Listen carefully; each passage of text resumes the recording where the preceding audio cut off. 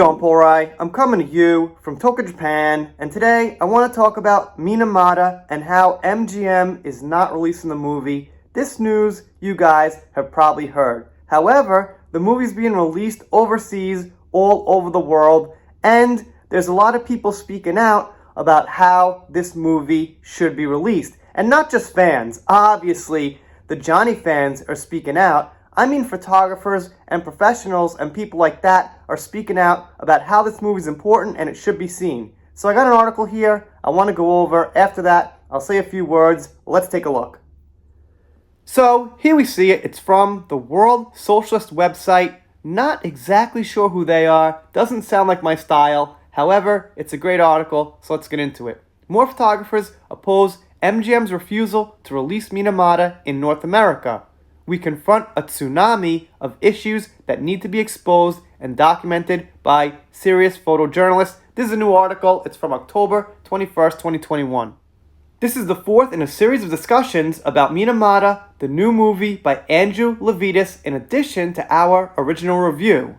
The film, featuring Johnny Depp, focuses on the industrial poisoning of Japanese fishing communities in Minamata by the Chryso Corporation and the courageous work by acclaimed photo essayist W. Eugene Smith, played by Depp, and his wife Aline Miyoko Smith to expose this crime before a global audience during the early 1970s. And if MGM doesn't release the thing, the global audience as a whole won't see it. Well, some people will find ways to see it, but if you get my drift, a lot less people will see it. The first of these conversations was with photographer Stephen DuPont, a winner of the W. Eugene Smith Grant for Humanistic Photography in 2007, the second with acclaimed Australian documentary photographer Jack Pacone, and the third with Kevin Eugene Smith, a lawyer, former television producer and journalist, and manager of the photographic estate of his father, W. Eugene Smith. So what they did is they went around and they interviewed photographers, people in the industry, and they asked them about this movie, why it was important, and that kind of thing. While Minamata has been released in many countries around the world, MGM, which purchased the right to distribute the film in North America, has not screened it in the US. The company, which is being taken over by Amazon, has refused to give any indication when it will be released. And, like I keep saying, the US is the place with identity politics at its strongest, and that's why it has not been released in the US. Not because Johnny has actually done anything wrong, and obviously nobody has proved or can prove Johnny's done anything wrong. In July, Director Levitas issued an open letter revealing that he had been told by MGM's accusations lead, Sam Woolman, that the company was burying Minamata over concerns that the personal issues of Johnny Depp could reflect negatively on MGM. The company's arrogant and censorious actions constitute an outrageous attack on all those involved in the film's production, including Aline Miyoko Smith, who was co-author of the book on which it was based, as well as the victims and families of those poisoned by Chryso. Okay, so the pronunciation is Chryso. It's actually two letters in Japanese with like one small hyphen in between. I guess in English it's looks like Chryso if you read it fast. Okay. John Holm, a UK-born northern Thailand-based photographer, has spent decades documenting social issues in Europe, Thailand, Burma, India, Bangladesh, and Japan, focusing in particular on the plight of so-called illegal migrants and other brutally exploited workers. And they continue on with Holmes and his accomplishments and stuff like that, but I'm going to skip that a little bit because I want to get into what he said. Here, they asked John Holm about it. You've watched Minamata, which is not showing in Thailand. What's your assessment and what do you think of MGM's refusal to release it in North America? And John says, I'd already heard about the movie and being a photographer, knew about the Minamata story and the legendary photo essays of Eugene Smith. I was really looking forward to watching it and wasn't disappointed. So he said the movie obviously was great. And of course, important, and that Eugene is a legend.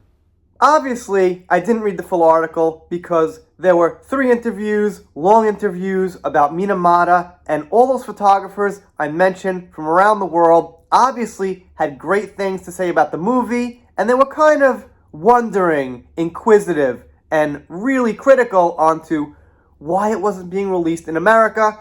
I can't recall them, punching right directly at MGM and saying, you guys are horrible, release it. But, people gotta watch their own back, their own career, and this is one of the big problems we've had defending Johnny, is there are people who are just scared to stand up, but they are saying very positive things, and they are saying that they think this movie should be released for the greater good and higher purposes, because the drama that Johnny Depp's involved in should not actually get in the way of this, and it goes without saying he didn't cause that drama.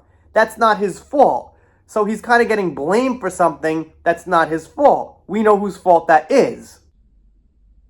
Anyway, you guys, of course, let me know what you think down below. I want to give some shout outs to some people who have been sending me articles on Twitter, because I forget to give them a shout out every time I cover one. So here we go. First one, Cindy Bryden. She's always sending me articles. Sometimes I use them, forget her shout out, but there's a good one. Thank you, Cindy. Also, Lotus Flower, who desperately needs a picture there, because I can't show your full screen avatar if there's no picture. But Lotus is sending me some articles all the time. She pretty much beats everyone there, so thank you. If it's a she. I think so, I'm assuming.